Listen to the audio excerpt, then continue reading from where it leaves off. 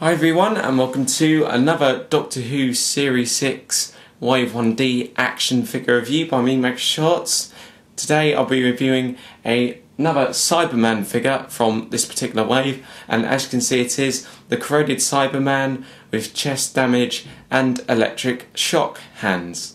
I got this one a few weeks ago, I think around the end of October or the start of November, from my local John Lewis store for just £2.50. I was really happy to get it because it was the last one they had. While I was also in there recently, I got myself another Wave 1D astronaut figure to keep in its box. That was also £2.50 like the rest of the Series 6 figures they had. Okay, before I go into any detail about this figure and its accessories, we're going to take a quick look at the packaging it came in. As you can see, it's pretty much just normal for Series 6 Wave 1D action figure packaging. It's got the TARDIS exterior shaped plastic bubble containing the figure and its accessories. There's also the usual information at the top, along with the card at the bottom showing the Doctor Who logo and the name of the figure. On the back we can see all the figures from Wave 1D and also the same usual product and company information. That's it for the packaging. Okay, so here we have the Wave 1D Corroded Cyberman with chest damage in all of his metallic glory. This figure is pretty much a re-release of the Wave 1C Corroded Cyberman with chest damage, but with different hands, a set of electric shock hands, and also a flesh sachet. Okay, now it's time for us to take a closer look at the detailed paintwork and sculpting of this particular figure.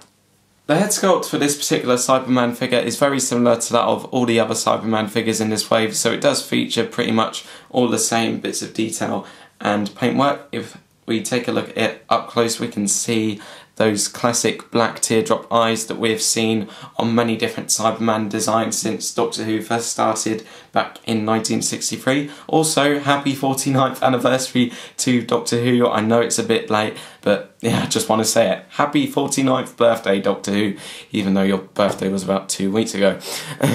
Also on the face we can see two very big scratches going over one of his eyes. These are meant to be on the figure, by the way, as the closing time Cyberman with chest damage did have these two big scratches going over his face during that particular episode. Also on the head sculpt we can see these vents towards the top here, which I guess are meant to be some sort of air vents. We can also see the handlebars on the sides of the head as well. We can see that they are made from quite a few pieces of metal rather than just one big L-shaped piece, and I think that is really nice. We can see all the lines where the pieces of metal end to connect to other parts of metal. On the back of his head we can see this large piece of metal which goes all the way down to his neck, along with two additional pieces of metal, I guess you could call them panels, on either side.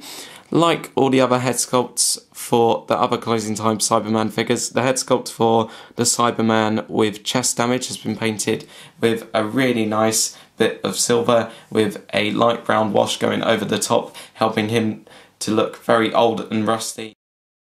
Unlike all other Cyberman figures from the Series 6 line, this particular Cyberman does not come with a chest plate, but it does feature some chest damage instead. I really like the chest damage on this figure. I think it's been sculpted and painted really well. As you can see, there are two parts of the chest that are damaged. There's this bit where the chest plate should be, and this part just beside where the chest plate should be. The damage where the chest plate should be is really nice. I love the way it's been painted with that bronze. It stands out really well against the silver of the rest of the figure. I really like the wires that we can see inside it, and also this little button or device that we can see here as well. The area of damage just beside where the chest plate should be is also really nice. It looks absolutely incredible in terms of its sculpting. If we take a look at it up close, we can see all sorts of shapes and other little bits of detail. Would have been nice if it was painted bronze like the damage here as well, but I really like it just the way it is. You can see that it's been made from a huge chunk that's been taken out of this particular Cyberman. The arms are also pretty much standard for a new series Cyberman. At the top of them we can see these little screws along with the handlebars, the wires that connects the upper arms to the lower arms, and also the parts of the hands that resemble bone structure. They've got the same paintwork as all the other parts of the figure, or most of the other parts of the figure. I just think they could have been a bit better if the wires between the upper arms and lower arms were painted black though. If they were black on this figure would have probably looked a bit more accurate, and we'd also be able to see the wires on the arms a little bit more clearly. Still, the arms are really nice. They're very similar to that of all the other new series Cyberman figures. The legs of this Cyberman figure are also excellent in terms of their detail and paintwork. They have several of the usual new series Cyberman features, like the wires coming from just below the waist, the screws around the top, the screws around the knees, the vents on the fronts of the knees, and also the feet down at the bottom here. Also, for this particular figure, we can see two new panels of metal that have been added over bits of damage for this particular Cyberman. There is a new bit of metal just around here on this leg, and a new bit of metal down here on this particular leg. On the back of the legs, we can see some more of those screws, a few more scratches, and also a bit more rust made by the nice brown wash going over the silver. There's also some vents on the back here. I've only just literally found these. I'm not sure if they were on all of the closing time Cybermen, but I really do like seeing them on this particular figure. I don't know whether they were part of the closing time Cyberman design or they were just featured on this particular Cyberman in that episode. I'm really not sure, but I really do like them. They just make that figure the extra bit more detailed and that extra bit more interesting. Paintwork on the legs, superb, as I said before. The feet, well, to be honest, there's not much to say about the feet. They've got the same paintwork as the legs, but they've got some nice bits of detail. We can see that they're made of several bits of metal, and we can see the bumpy parts at the bottom that help their feet to grip onto the ground in various areas. So from head to toe, it looks like the Corroded Cyberman with chest damage is a really highly detailed figure with some excellent paintwork. But before I give you my verdict on this particular figure, I'm going to look at the articulation. His head is on a ball joint, so it can look up and down pretty well. It is a little bit stiff though, but that doesn't really matter much. It can also wobble a bit and turn 360 degrees. The arms are also on ball joints, so they can move outwards as well as inwards. They can also do a full 360 degree turn at the shoulders, as well as bend up and down at the elbows. There's no bicep swivel joint, but I can see why that isn't on the new series Cyberman figures, and that is because of the handlebars at the sides. His arm, or hands even, can also do a full 360 degree turn. The torso is also on a bit of a ball joint, so it can move up and down a little bit, but it is very stiff though, and it can also wobble a bit too. The legs are on these really strange joints that can allow them to do a full 360 degree turn as well, and they can also wobble a bit because of the ball joints. The legs can also bend backwards and forwards at the knees, and also the feet can wobble a bit and also move upwards and downwards. So, the time has come for me to deliver my verdict on the Corroded Cyberman with chest damage with a dramatic voice, which I am no longer going to use for this particular review. So, overall, I think the Corroded Cyberman with chest damage is an excellent addition to my Doctor Who 5-inch action figure collection. This figure may not be anything special compared to the other closing time Cyberman figures because it is very similar to them, but I think this is still an excellent figure. It has superb detail, excellent paintwork and perfect articulation, and it's one I'd recommend to many Doctor Who fans out there at the moment, and I'm sure this will make a great Christmas gift for any new series Doctor Who fan or any new series Cyberman fan out there at the moment. As well, I love the detail on this figure. I love all the bits of damage and all the little features that make this figure very accurate as well as interesting at the same time. The paintwork on this figure is superb. I love the silver with the brown wash going over the top. That works so well for an old and damaged Cyberman figure. It really does bring the figure to life and really makes it look very old and very creepy at the same time. Articulation on this figure is also perfect. As I said before, I don't think it needs any improvements whatsoever. So yeah, this is a just a really nice Cyberman figure. If I was to give it a rating out of 10, I'd say I'd quite happily give it a 9 out of 10.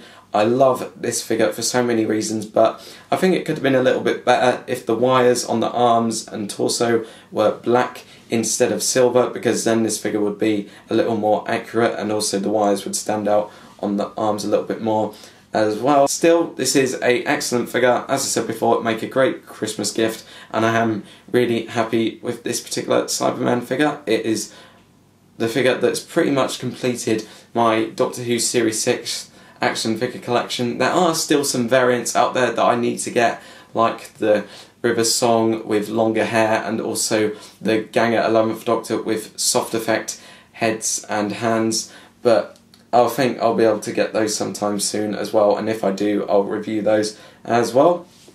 Okay, that's pretty much my verdict on the figure over and done with, but this review is not over yet, because now I'm going to take a look at the electric shock hand.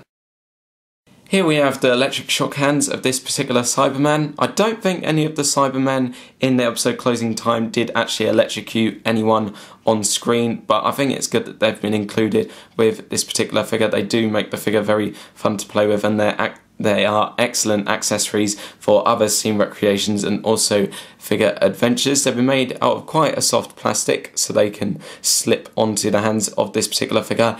But I have to admit, I have struggled to put the electric shock hands on the hands of this particular Cyberman figure. I don't really know why, because I've never struggled to do that with any other Cyberman figure from this wave. It's a bit of a shame that they can't really fit on properly. I have just about managed to get the electric shock hand onto this particular arm of the Cyberman figure, but they don't usually stay on for long. So if I was to give the electric shock hands of the Corroded Cyberman with chest damage a rating out of 5, I'd say I'd give them a 4 out of 5.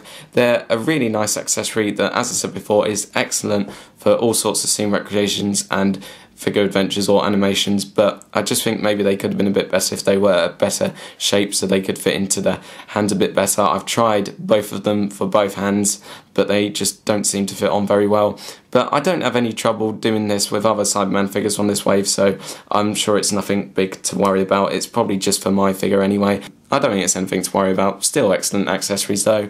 Like all other Wave 1D figures, the Corroded Cyberman with chest damage does also come with a flesh sachet. As I said in my previous reviews of figures from Wave 1D, I do really like the flesh sachet accessories. I think they're really good for scene recreations of A Good Man Goes to War, the Rebel Flesh and the Almost People, but I think I would have liked them a bit better if they were made out of a slightly different material. If I was to give the flesh sachet a rating out of 5, I'd say I'd give it a 4 out of 5.